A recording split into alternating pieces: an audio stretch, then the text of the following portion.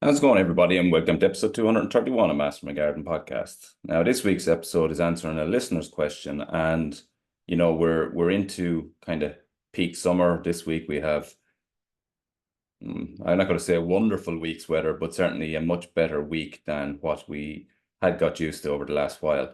And a little bit of warmth at last, and not so much by way of rain. So that has been really welcome.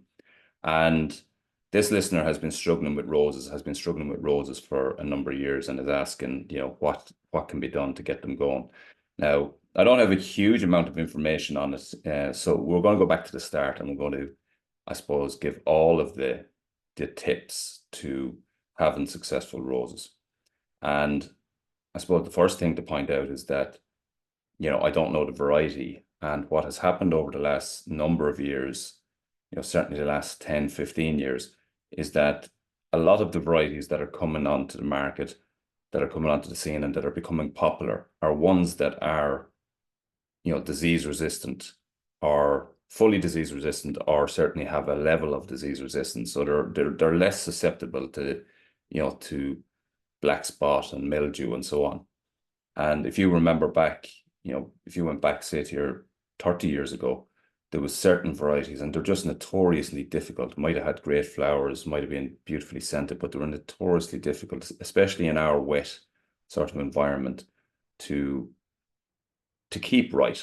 And that was, that was a challenge for people. So you often saw roses that sometimes looked wonderful and then other times just looked horrible. And that's a big plus over the last number of years, is that a lot of the varieties are becoming more and more disease resistant. And that means that, generally speaking, most people can grow them without too much issue. We'll go back to the point that we say for all plants, though. If a plant is growing healthy and strong and vigorously, then it's much, much more able to defend itself. And, this is a key point, and this is something that we need to be striving for, everywhere in our garden. But particularly in relation to roses, it's a really, really key point, because a vigorous, strong rose that's being pruned correctly will be able to fight off any sort of potential disease issues over the course of a season. So, as I say, I don't know the varieties in question here, and I don't know the location in terms of, what's the soil like or whatever. So just a few pointers first. If there's kind of two, roses will grow in most places, except for areas that are really heavy soil or are, waterlogged, really heavy ground. They don't like that. So if that is the ground that, that you're in, then what needs to happen is you need to amend that soil, by adding farmyard manure, maybe potentially sort out any drainage issue. But what you're looking to do is you're looking to get a more open, free draining soil, but one that has moisture retention. So organic matter will be your friend, as it is in most, in most cases in the garden. And the other place that they don't like is shade. So if it's in a fairly shaded area, then that's potentially the problem. Now the shade is two forms, I guess. They like to get as much sun as possible. It helps the flowers and so on. But also you need to get, it needs to be in an area where you're getting some air movement, because if it's in a really sheltered spot, even if it's in full sun, if it's not getting air movement through it, then potentially disease issues can come up as well. So last week's episode, we heard Paula talking about her roses in Kilgar Gardens and how they were getting, they were in, not exposed, but they were getting some air movement through there. They were in an open area, and that meant that she had very little disease problems. And that's a key point. So assuming location is reasonably good, you're in a relatively good soil, you're getting mostly sun, then what you're looking out for is, I suppose, pruning and then plant care throughout the year. And what we're looking for is we're looking for plants that are grown healthy, grown vigorously, because that is the key to, across your whole garden, that's the key to having less pest and disease issues anyway. So pruning is the first thing. So when it comes to pruning, obviously we're in June now, and pruning will have been done on all your roses, or should have been done on all your roses at this stage. So what you're looking for, just to recap on that, is you're looking to take out any any dead branches of roses, and like when we're talking about roses here at the moment, we're talking about your floribundas, your hybrid teas, that type of rose, your bush roses, rather than climbers or rambling roses, and we will talk about those in a moment as well. So what you're looking to do when you're pruning is you're taking out anything that's dead, so any dead wood that needs to be cut back completely, cut back cleanly with a really sharp secateurs and a secateurs that's clean and hasn't been used, on other roses that were diseased. So really clean secateurs, sharp secateurs. You don't want to damage when you're cutting. Cut off anything that's dead, anything that has what looks like disease on it. So you'll know that by stems that have black blotches on them, leaves that have black holes on them, anything like that. And damaged ones, so anything that has maybe got broken, got bent over in the wind, or maybe with the flowers they got cracked. Anything that has any opening for disease to get in, cut all of those off. It's called the 3Ds of pruning. It's taking off dead, diseased, and damaged stems. And generally speaking, what you're looking to do is you're looking to reduce the plant. There used to be the old saying where you reduced it by a third before Christmas, and then 1/3 after Christmas, and then you leave 1/3, and that's your growth for the year. Typically, people now will do one good pruning, and typically they will do it after Christmas.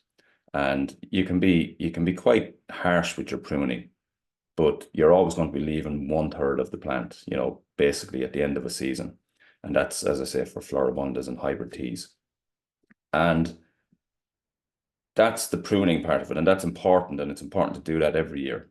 Then husbandry all around the plants, underneath any leaves that have fallen, as the leaves have dropped off, any diseased leaves. If you allow them to just sit on the ground into the following year, then the disease spores are there, and it's just a case of when the new leaves come, they will activate and they will, reinfect the plant at that stage. So any diseased, anything that looks discolored, take it off, gather it up, take it away. Don't, you can burn it if you can, or just get rid of it off your site. You don't want that, because the spores of that will reinfect. So hygiene around the bed, keeping it clean, keeping it mulched, that's a really, really good positive way to do it. At this stage of the year, as I say, we're well into June. Possibly, if your plants are not going well, it might take till next year to get these back right, but that doesn't matter. You're still working on it over the long term. And then the next big thing is to feed that plant. So a vigorous growing, really strong plant pushes off and remains resistant, or becomes more resistant to pest and disease. One that's growing poorly, one that's weak, one that's not doing well, is going to be absolutely open to any pest or disease that's in the area. So that's the big thing. So my go-to for any type of plant health is seaweed. So seaweed, liquid seaweed, granular seaweed. It really strengthens the cells of the plant. And what you'll find is that it's not going to necessarily, drive a whole load of floral growth, but what it will do is it'll give the leaves a really high green gloss. And that high green gloss is going to be sort of like a protective layer against any pest and disease. So seaweed is your friend. I would use that, several times throughout the growing season, every couple of weeks throughout the growing season. And then in order to promote the floral growth, you're going to need something with a high K in it. So even poultry manure is going to be useful to give, a nitrogen boost and so on. It will also have some element of K in it. From a natural perspective, you can use banana skins, high in K, but you can also use any good quality rose food will be high in K, in potash, and that's going to drive flower growth. And that's going to really help as well. The other thing is, again, you have your roses chosen. They're struggling at the minute, but you'll get them going for sure. But if you're new and you're looking to choose roses for the first time, then a couple of considerations as to what type of rose you're going to grow. And it's kind of broken up into floribunda roses, hybrid tea roses, climbers, rambling, and then you have the newer ones, the ground covers and the patios and so on. And floribunda roses, are probably the most popular at the moment. Hybrid teas were the older style, and typically they did come with sort of disease problems. They tended to be a much bigger flower, and they're the ones that will be typically used for shows and so on, exhibition roses. They tend to be more scented generally. And then you'll have one stem with one larger flower on it, so a bigger type flower. And then the floribunda tends to be, clusters of flowers, so several flowers off the one head. And they're the ones that, you'll find now are sort of doing a lot better. But I suppose the thing with them is any of those, especially the ones with the bigger, really big flowers, if you've had, the weather that we've had over the last while and they have started flowering, or if you went back to last summer when we had that really wet summer, if if they have these big kind of blousy flowers that are open and you get a lot of rain, obviously the flower is open and the rain goes into the flower and sort of stays there. And then you get this, kind of a rot setting in. And generally the plant just looks like it's not doing overly well. Sometimes it can be growing well, but the flowers are just not able to, I suppose, put on the perfect show because of the moisture getting into them. But that's a important thing, particularly hybrid tea roses. They tend, as I said, they tend to be a bigger bloom, and that more open flower, generally scented better, all right. But that bigger bloom can be a little bit more susceptible to capturing water and then turning into a kind of a mushy head, if you know what I mean.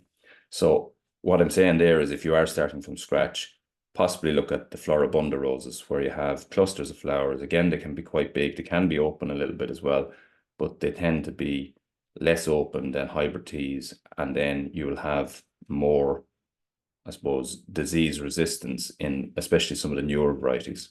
If you are starting and you're going to a garden center and you're looking at roses, just make sure that whatever you're picking up is especially clean when you're picking it up. You don't want to be starting with a problem. So make sure that they're spotlessly clean, and then work from there.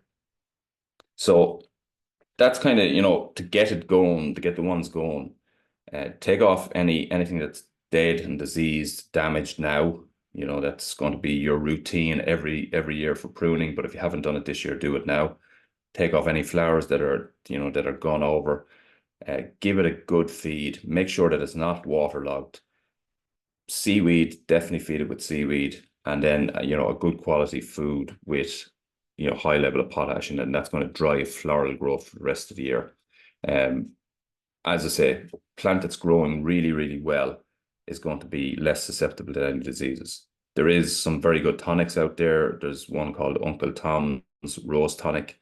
I think it was developed in the UK. That the reports on that are really good. I haven't never used it myself, but I know that people, swear by it in terms of growing roses. So SP Plant Invigorator is another one that's quite good as well for, again, reviving, making plants more resilient, more natural resilience, and then they're less disease susceptible. So hopefully that helps to, to get your roses going. And we'll have a look now at, the other types of roses and how you go about, I suppose, pruning and ensuring that you have good blooms, because they are, to be fair, they're the flower of the summer for most people.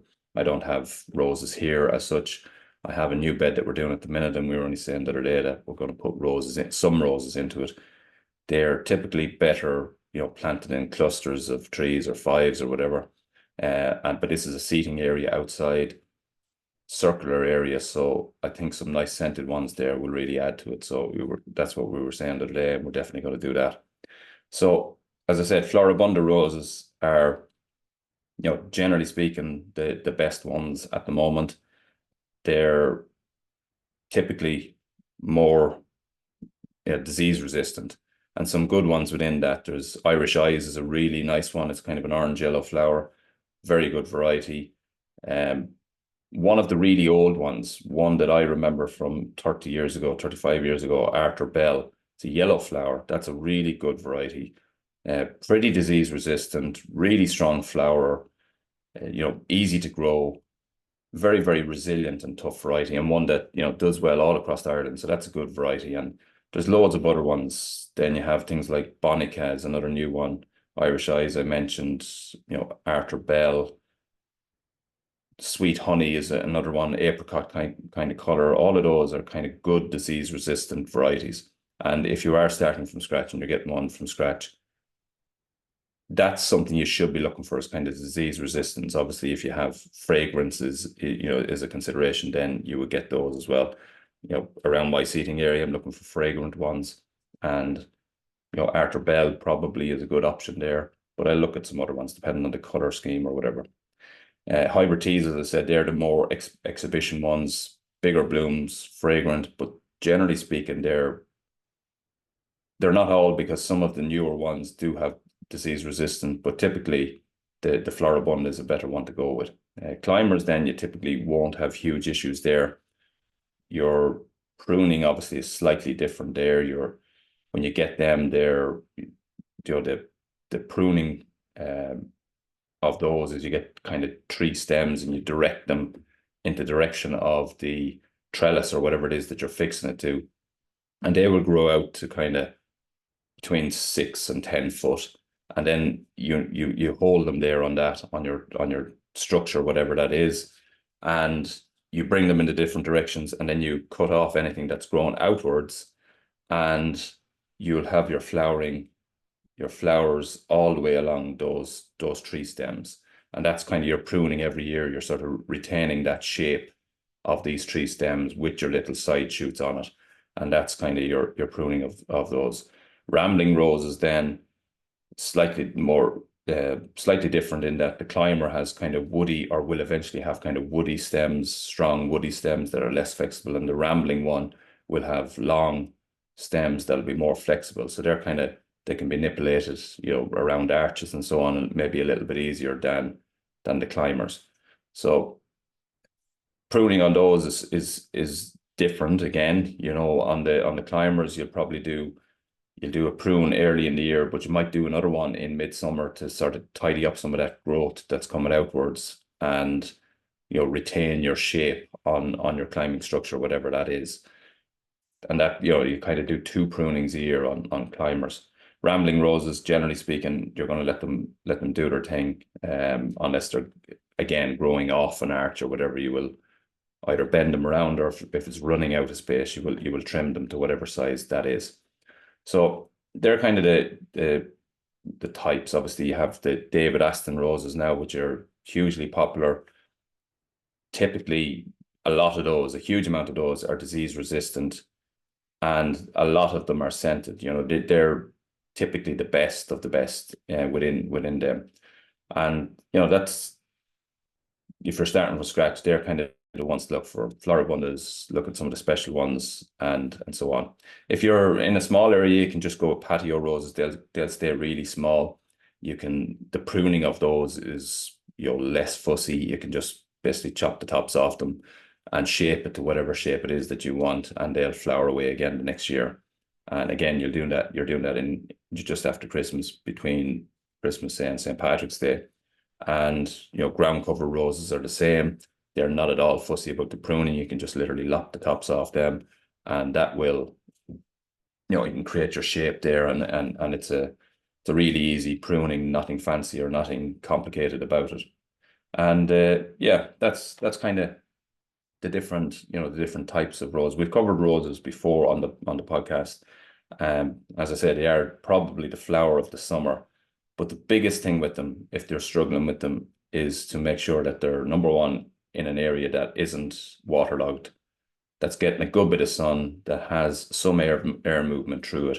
And then typically, once you're pruning properly and taking care of the husbandry and making sure that you're not leaving any dead or diseased wood on it, then you're going to be successful. So that's kind of it. I hope that answers the question. Definitely feeding and seaweed, as I said, is going to be your friend when it comes to reviving any plants like this. And yeah, that should get you on the road to success. So let me know how you get on at the end of the summer. But then next year, I think that's going to be your big one. Get your pruning right in the springtime, and then going forward from there, lots of feeding. A few of you, since I last recorded, a few of you would have been at the Buds and Blossoms talk in in Spink, and it went really well. And a lot of you come up to me afterwards, and it was really great. It was great to see people and to talk to people. You know, obviously podcasting is behind a screen, behind a microphone, but I met some lovely people who have been listening to the podcast from for a long time, and I've never met before, and that was really nice. So thank you very much for that. And yeah, the talk itself went down really well. And yeah, since then I've actually been asked to do, you know, some more talks around the place. So yeah, it was really nice, and the other speakers were excellent that day. The weather turned to pot a little bit. There was a bit of rain, quite cold on the day, but I think anyone that got to the talks really enjoyed it, and yeah, went really, really, really well. Next week's episode is an interesting one. We're going very much off topic. I won't tell you what it is yet, but it's very much off topic and a really interesting episode. Again, one that has been requested by a listener, but it's a guest interview, and an interesting, really interesting subject for next week's episode. So that's been this week's episode. Thanks for listening, and until the next time, happy gardening.